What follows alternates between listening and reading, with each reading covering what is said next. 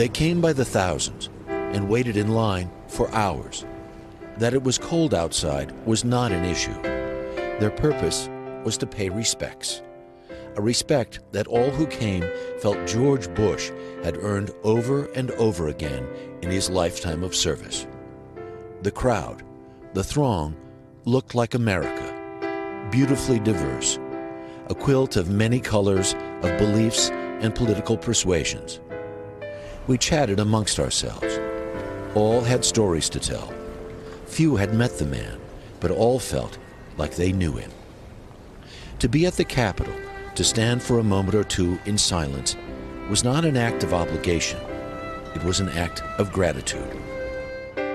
These last few days, it's felt like the nation has stopped to catch its breath and feel again that maybe there really is more that unites us than divides us.